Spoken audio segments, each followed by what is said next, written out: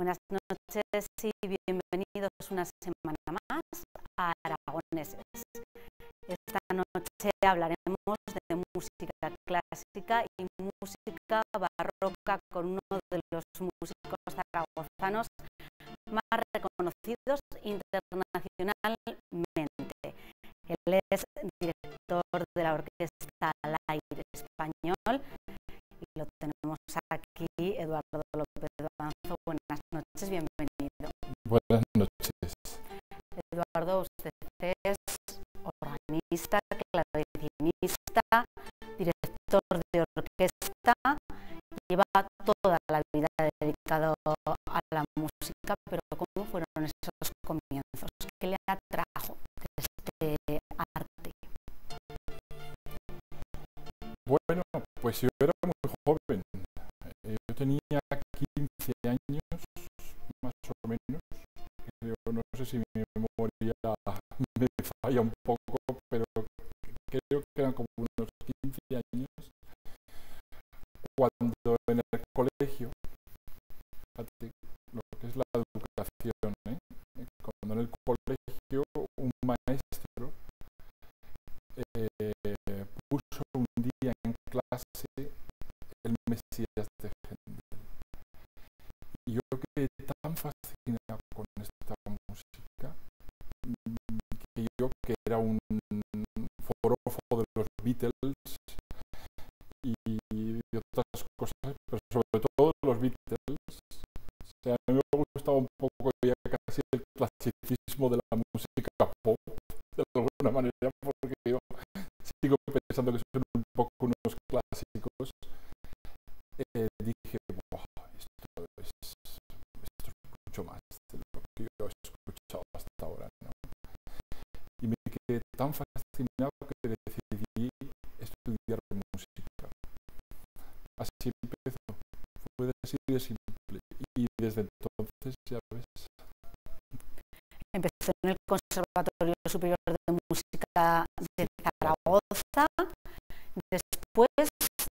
No, en realidad no. O sea, empecé en realidad mis estudios en una academia de música que sigue estando en Zaragoza, se llama la Academia J.R. Santa María.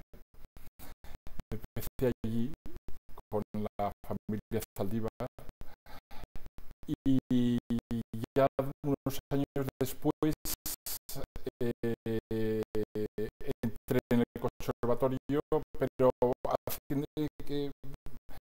examinándome más bien por libre, de alguna manera. O sea, realmente no he sido un alumno muy de conservatorio y también, de hecho, me considero una persona bastante autodidacta en el fondo. O sea, a pesar de que he tenido muchos maestros de música, yo creo que en el fondo siempre me ha hecho un poco la música como, y perdón por decirlo así, un poco como me ha dado la gana. y en el fondo, pues he sido un poco un alumno un poco inusual, vamos a decir.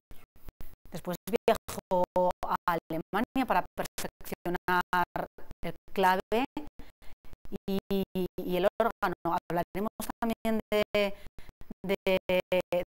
Austria, Alemania, Holanda, perdone. Pero ¿por qué eligió el clave? Pues esto ya partió de aquel momento. O sea, yo creo que aquel primer flechazo con la música fue a través de un compositor que, curiosamente, al final, en mi edad madura, ahora está convirtiendo un poco en una especie de estribillo en mi música, que es Jorge Federico Händel. Pero yo creo que también escuchaba en aquellas orquestas aquel sonido que había detrás, aquel instrumento, con aquel sonido aterciopelado,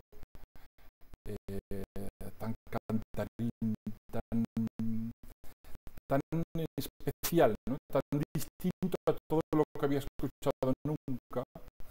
Y yo, como ya te he dicho antes, en el fondo soy un músico un poco así de que voy un poco campeando un poco por libre. Me atrajo mucho más que cualquier otra cosa que había escuchado antes. Y bueno, pues me dije, voy a estudiar ese instrumento y así empezó la cosa. ¿Se vive la música diferente en otros países como Holanda o Austria? Holanda, donde usted estudió. Mucho, muy distinto, porque es que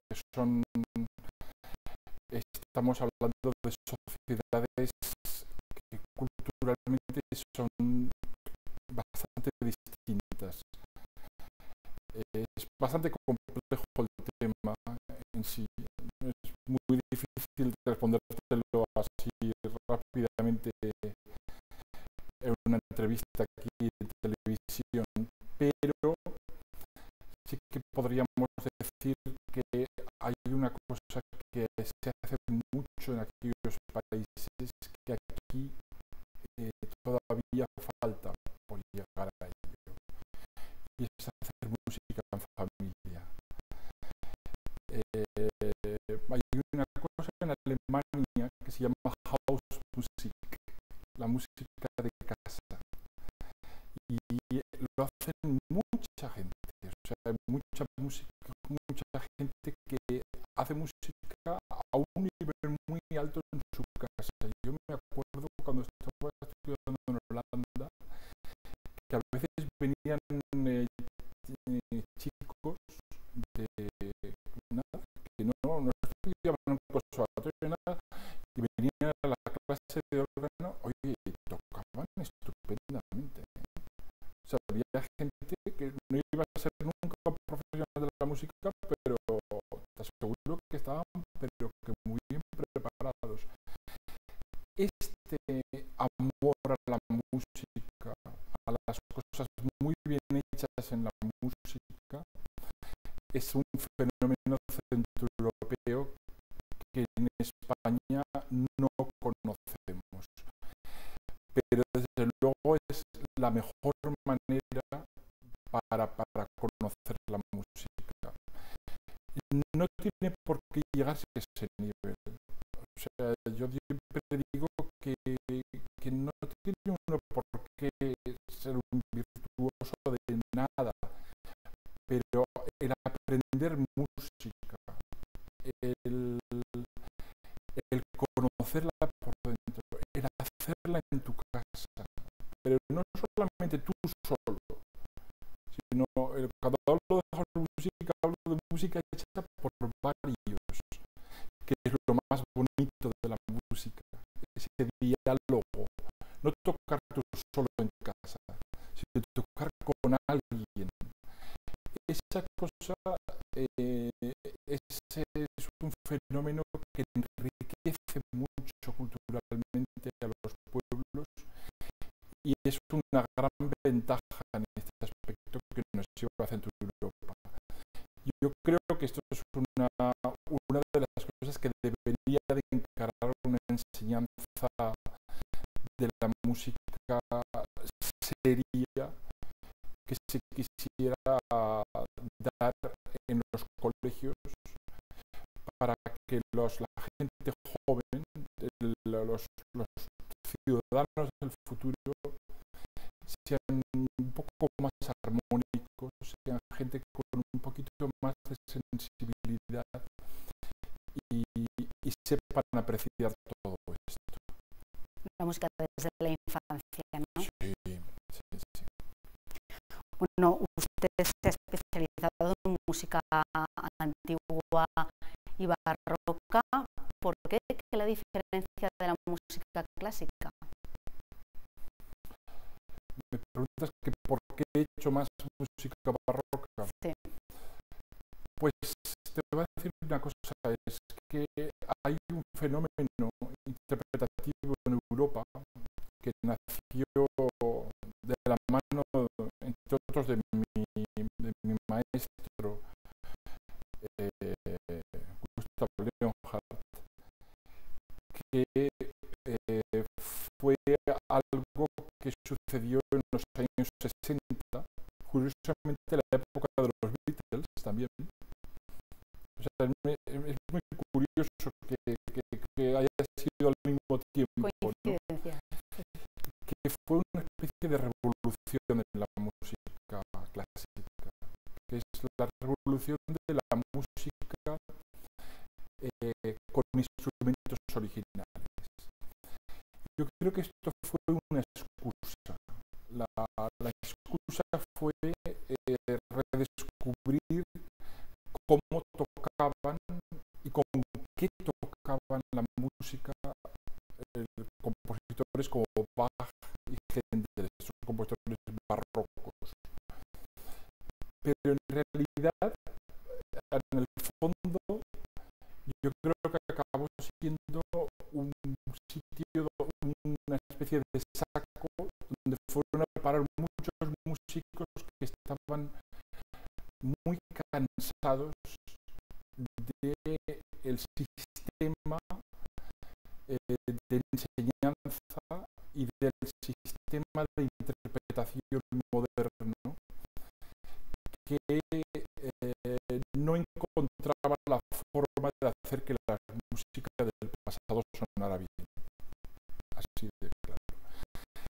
Y a mí me atrajo mucho todo esto. O sea, y claro, entonces se trataba de hacer música barroca. Luego todo eso ha cambiado mucho y hoy en día hay muchas orquestas y muchos intérpretes de música con instrumentos originales que están haciendo ya clasicismo, como también he hecho yo, están haciendo romanticismo, que es algo que también quiero hacer yo, y algunos están haciendo hasta música ya del romanticismo tardío, Wagner y cosas así con instrumentos de época. Es decir, que todo eso ha evolucionado mucho. Es una cosa que en España todavía no hemos vivido, pero fuera de nuestras fronteras ya se ha hecho. Y yo creo que es algo realmente importante el hecho de que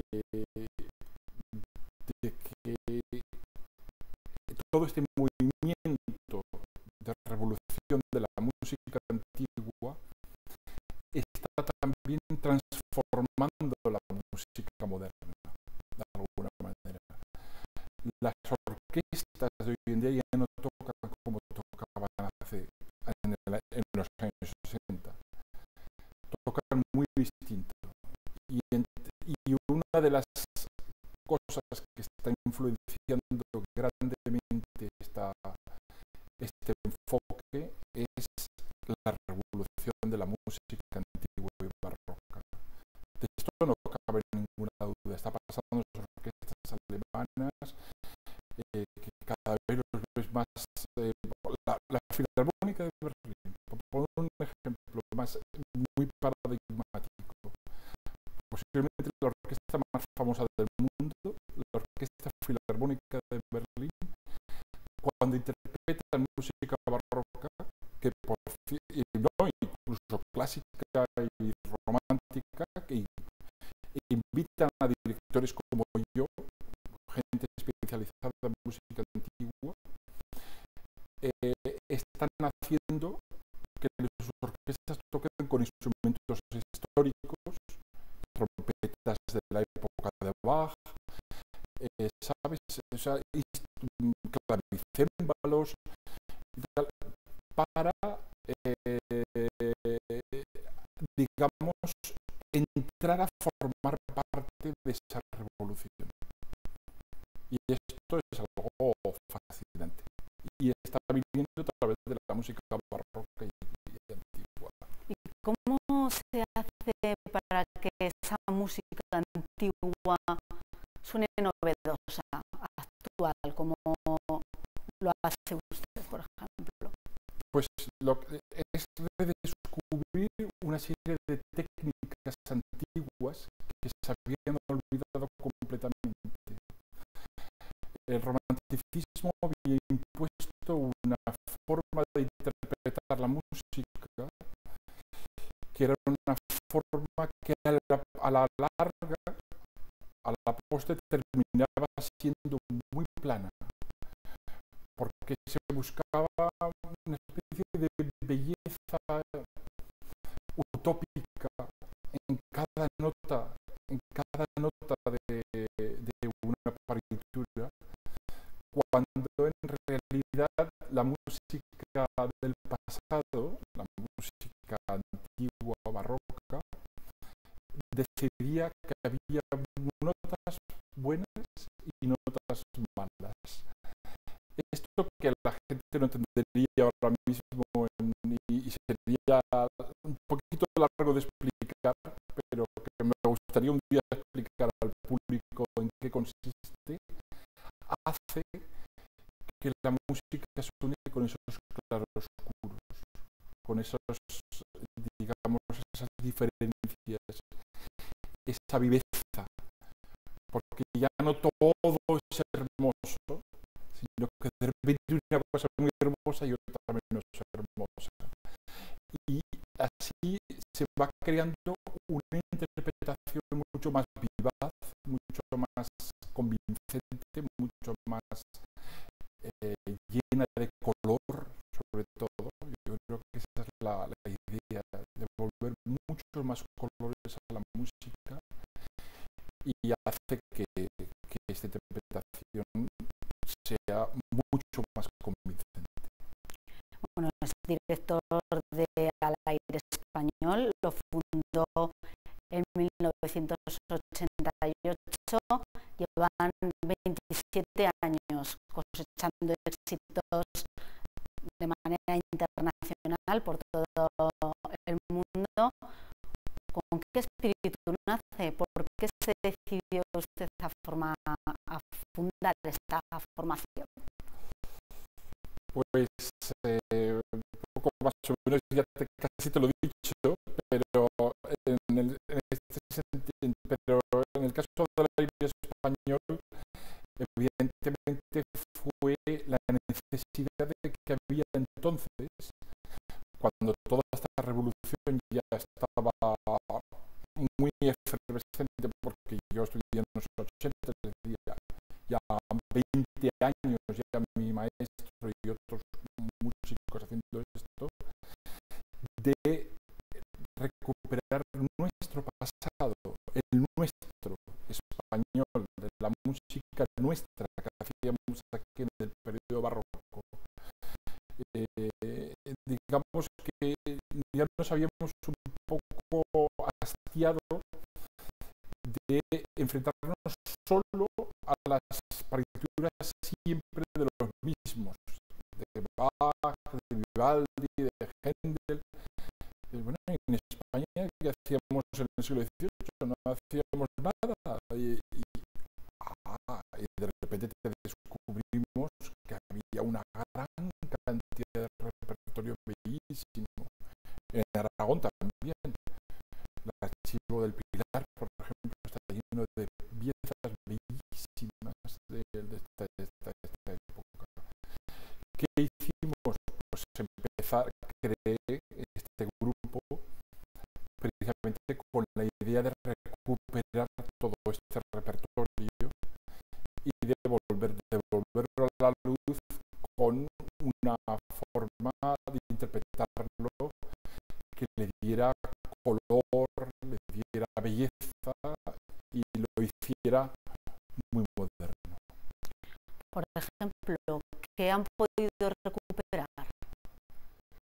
Pues muchas cosas. Aquí en Aragón, en particular, puedo destacar un par de cosas realmente importantes. Por ejemplo, una es una pieza que se llama Miserere de José de Nebra, que fue un compositor de nación Calatayud, que trabajó en Madrid, que fue muy famoso en su época,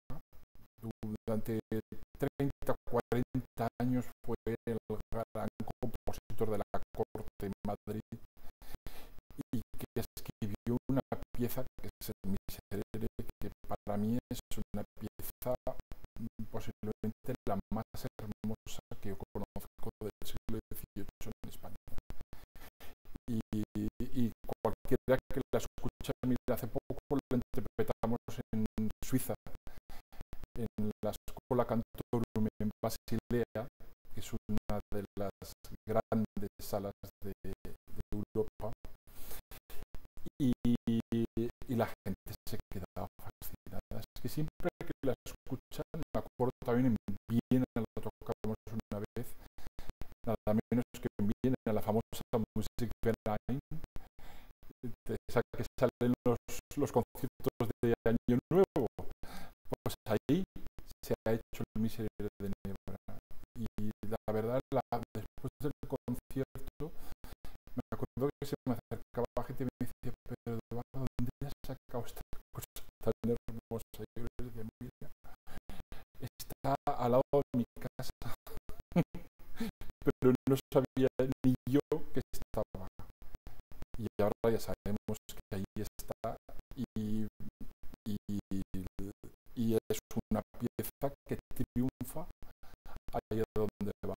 Pero también, por ejemplo, de Aragonés hay una serie de villancicos de un compositor que trabajó en el Pilar que se llama Samaniego, que era un compositor que no era de aquí, pero como si fuera Aragonés, porque vivió muchos años y murió aquí, y tiene música bellísima. También estuvo en Tarazona, o sea, un hombre que recorrió Aragón. Son 27 años ya de historia al aire español, pero ¿cómo fueron los comienzos? Imagino que, bueno, no serían del todo fáciles.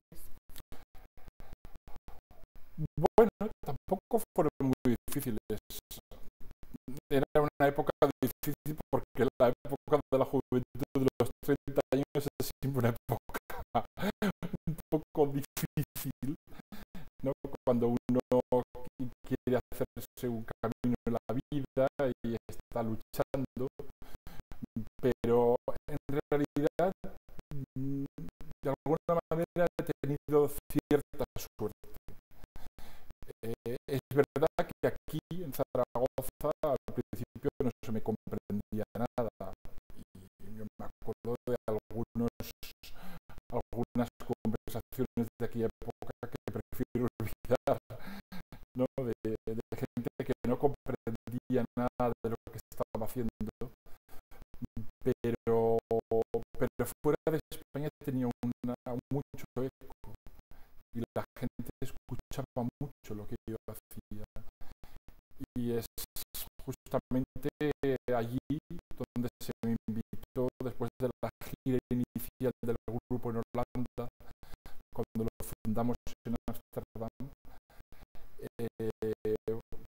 que vino el director del Festival de Utrecht, me invitó para actuar en el Festival de Utrecht, que entonces era el gran escaparate de la música antigua mundial, iba todo el mundo a los conciertos de Utrecht y era un festival maratoniano, había conciertos a todas horas del día, a las 12, a la 1, o sea, era un gran maratón de música, y entonces vino gente. Y en uno de los festivales, no fue aquel año, pero al año siguiente, que nos volvieron a invitar, vino un directivo de una de las grandes discográficas entonces, que era Deutsche Harmonia Mundi, que era de BMG, Bertelsmann Music Group,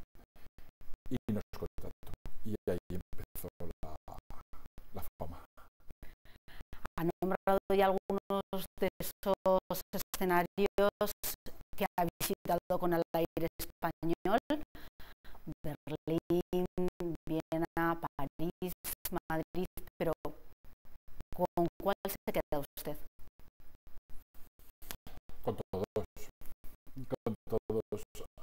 hay salas que han dejado, que me dejan huella a mí y a todos los músicos que han pasado por ella, ¿no? Y hay dos salas en particular que me gustaría resaltar. Una es el Concertgebouw de Ámsterdam, que es una sala que en cuanto entras es como magia. Realmente hay algo bellísimo, es un gran templo de la música. Primero, la arquitectura es bellísima. O sea, si alguien va a Ámsterdam, que no se deje de ir a un concierto en el Concertgebouw, porque es una experiencia espectacular. Y la otra gran sala es el Musikverein, claro.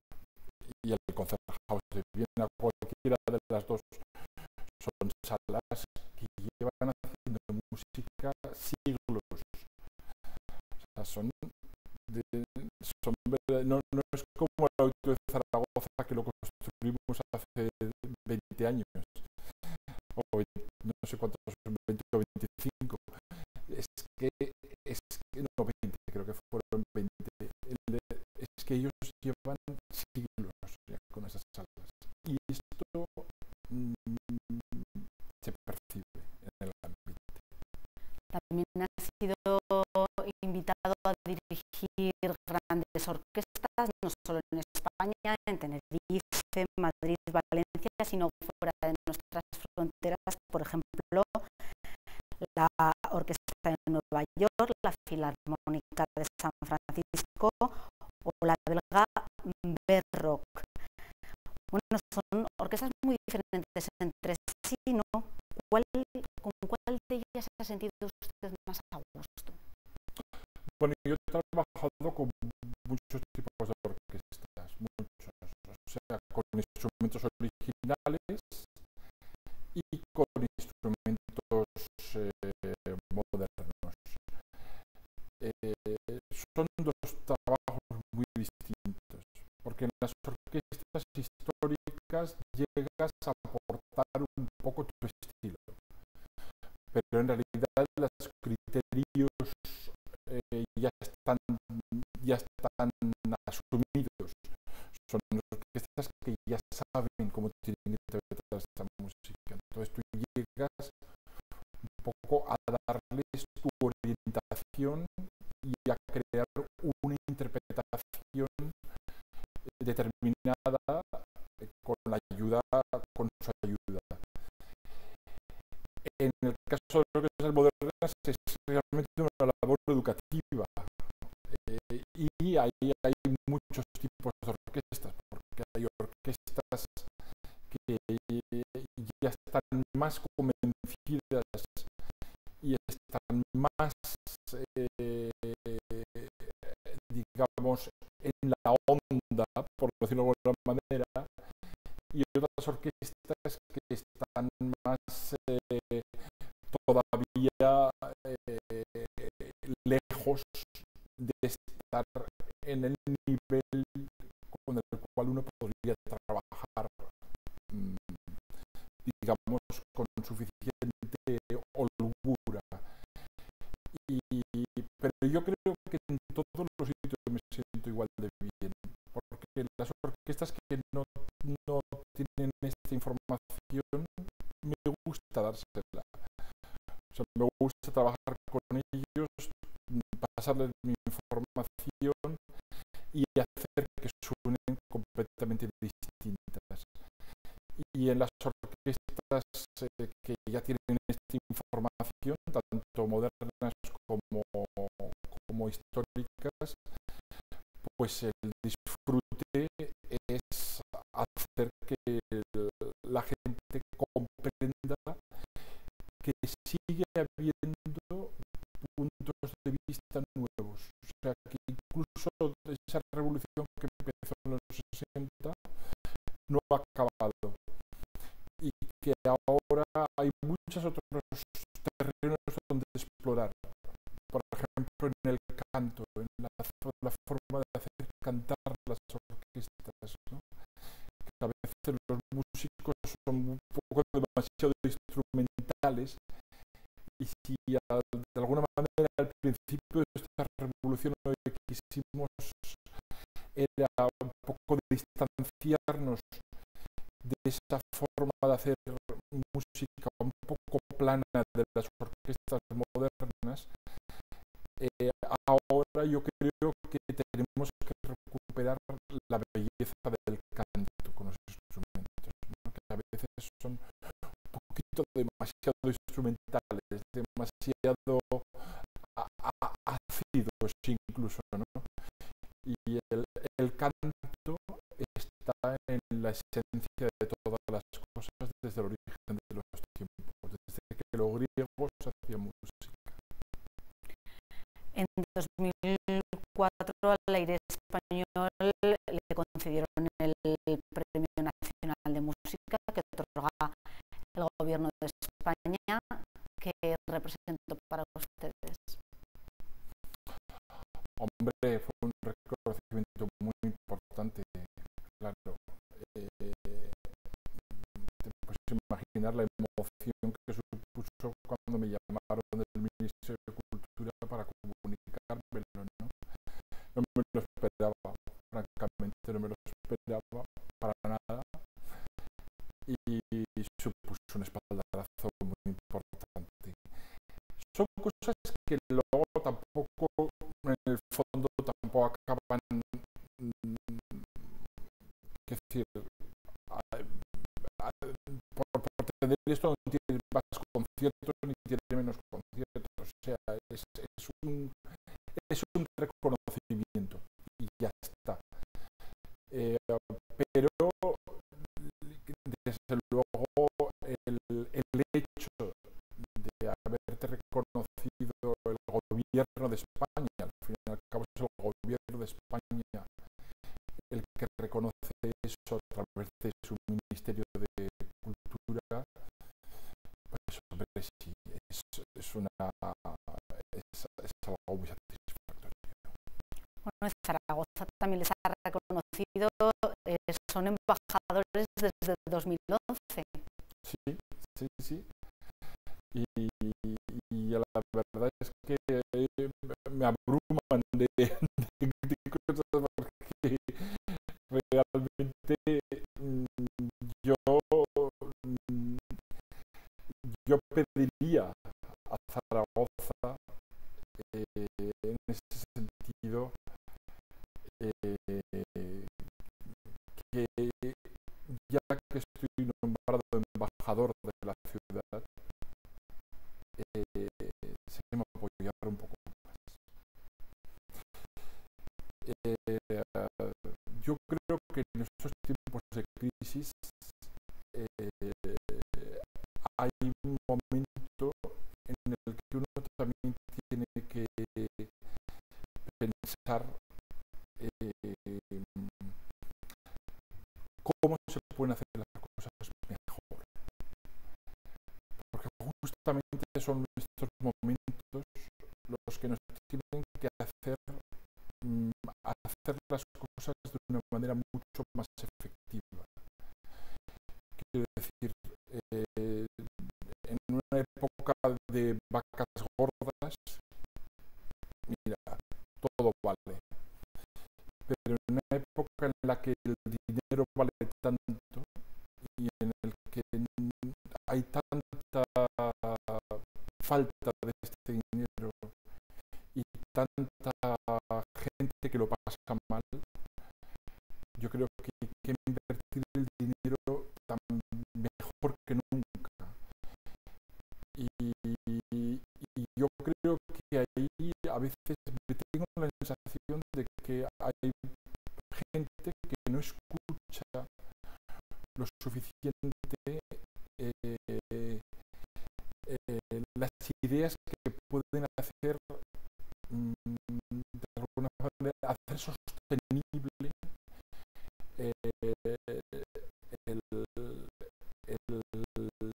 la política cultural de una ciudad, en este caso Zaragoza, que yo a veces francamente veo de alguna manera errática y me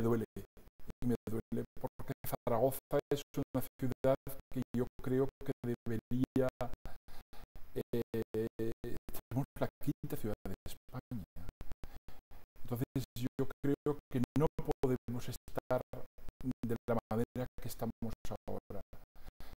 Quiero decir que no hay una orquesta sinfónica, por ejemplo, me parece bien, en el sentido de que no nos estamos gastando el coste enorme que tiene eso para otras comunidades autónomas. Pero tampoco creo que sea la solución lavarse las manos y no hacer nada. Creo que hay muchas terceras vías en el que una mínima realmente inversión, pero mínima, no hablamos de esos presupuestazos de orquestas sinfónicas, puede hacer que cambie radicalmente la actitud de un público hacia la música y que dé mucho más aliento a los músicos de una región, que ahora mismo hay una gran desilusión por todo lo que está sucediendo. Bueno, dejamos esa reivindicación, ¿no? Vamos a seguir con la entrevista. En 2013 cumplieron 25 años de vida, un cuarto de siglo. ¿Cuál es el balance de esos 25 años? Pues muy bueno, muy bueno. Es que realmente, fíjate lo que te he dicho antes, ¿no? Si hemos estado en Viena, hemos estado en Ámsterdam, hemos estado en Nueva York, hemos estado en Moscú, hemos estado, bueno, en muchos sitios, en fin, que realmente yo creo que hemos llevado al aire español ya a todos los puntos del planeta. Entonces, yo estoy muy satisfecho de estos años. Creo que se han hecho muchas cosas muy bien hechas y pienso que el futuro ahora es muy hay cosas que se están poniendo en marcha que para mí son mucho más interesantes incluso que ese pasado ahora mismo. O sea, me interesa mucho este futuro. Por ejemplo, todas las acciones sociales y educativas ahora me interesan más que nunca. Quizá por mi edad, no lo tengo que decirlo, ¿no? Y ya con la edad que tengo yo, no lo voy a decir, aunque mucha gente ya lo sabe, pero creo que hay tantas cosas que se pueden hacer en el terreno de la educación y en el terreno de lo social que a mí eso ahora me interesa particularmente. Creo que es un momento en el que uno tiene que ser sensible a todo eso y creo que una vez satisfecho del pasado brillante del aire español, me gustaría continuar con la labor de concertística, pero hacer muchas otras cosas que redunden en beneficio de mi ciudad y mis ciudadanos y mis conciudadanos. Recientemente la formación ha grabado su nuevo CD, su nuevo disco que lleva por título To All Lovers of Music, con repertorio de Händel que van a promocionar este año por toda España.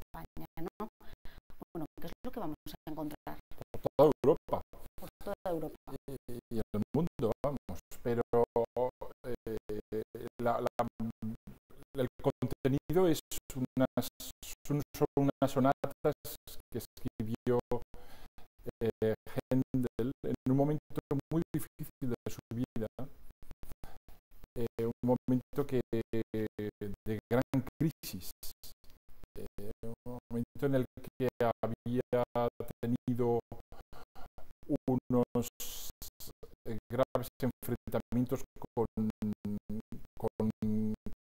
gente del poder en Londres, con aristócratas que se oponían a él, y entonces hubo un momento en el que él decidió dar un giro radical a toda su carrera y dedicarse un poco a complacer también al público londinense, ¿no? Y entonces escribió estas sonatas que están llenas de corazón. O sea, es una música de una belleza, de una profundidad enorme y con unas posibilidades interpretativas maravillosas. Y yo ahí vi un campo tan interesante para hacer una grabación que decidí que teníamos que grabar estas sonatas y ahí están. Pronto se escucharán. Con este disco ya llevan una veintena. En un momento en el que se venden pocos discos, ¿cree que está en buen momento la música clásica, que los espectadores o el público la recibe bien? Yo creo que sí. Yo creo que sí. Lo que pasa es que tenemos que seguir, es un poco lo que en cierto modo vengo diciendo en toda la entrevista, ¿no? Que tenemos que seguir fomentando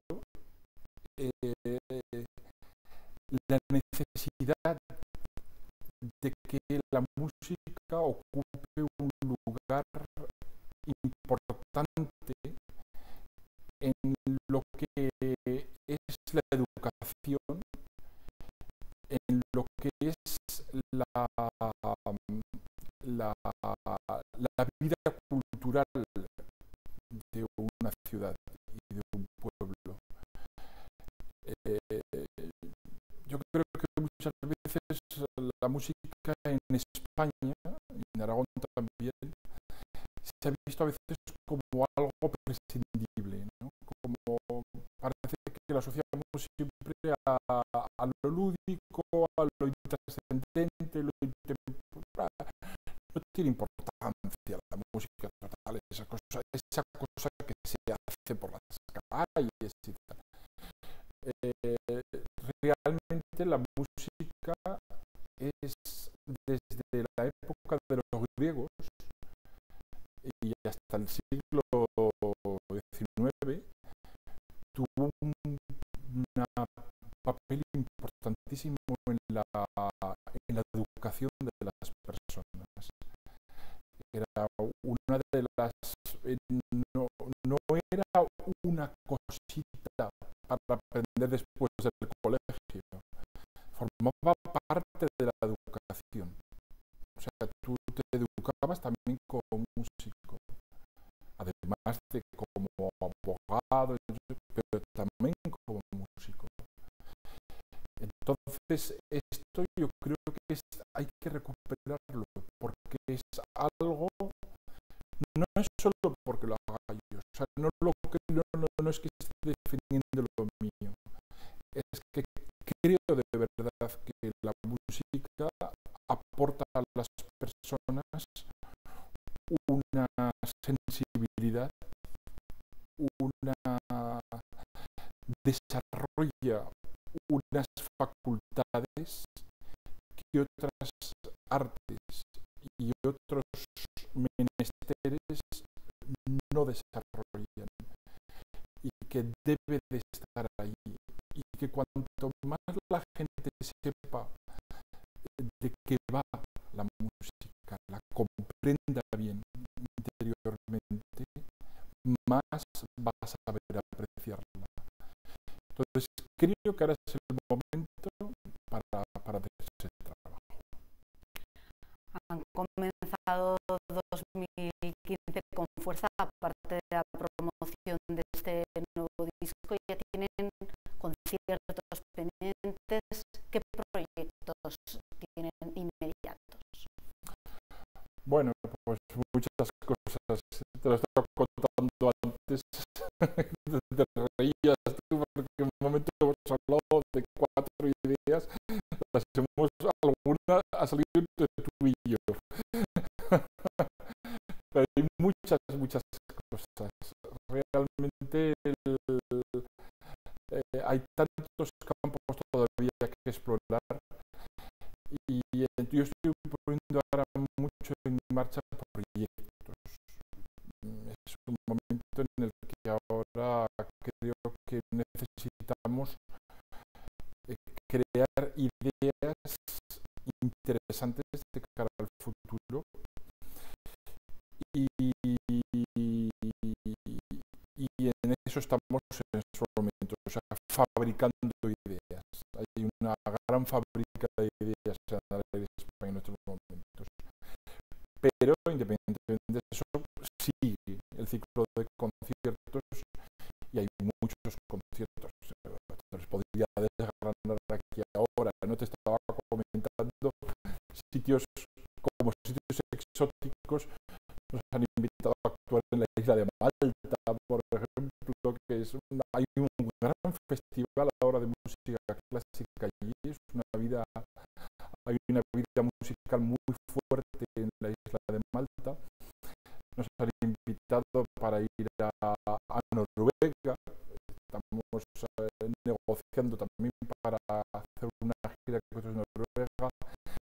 Seguimos yendo a Alemania como cada año, Hamburgo, Berlín, nuestros conciertos de siempre a Bélgica, a Francia, en fin, la actividad artística continúa y quizá el proyecto que los zaragozanos, los aragoneses, podrán ver próximamente nuestro es el concierto que vamos a hacer en el auditorio en marzo, que es con las antífonas de Chandos de Händel. Y esto es una pieza muy especial, porque cada cosa que hago la hago siempre con un gran cariño. Y esto creo que es una pieza que merece ser conocida, porque habla de la música de un hombre también creando un repertorio nuevo en un país distinto, que era Inglaterra, y es una música de una ternura y una fuerza y una fantasía maravillosas. Y es algo que nunca había oído en Zaragoza y tengo ganas de que se escuche aquí. Eduardo López Banzo, le deseo mucha suerte en estos nuevos proyectos. Se nos ha acabado el tiempo. Pues bueno, gracias a vosotros por habernos acompañado. Muchas gracias, ha sido un placer. Nosotros nos despedimos ya, les emplazamos a nuestra próxima cita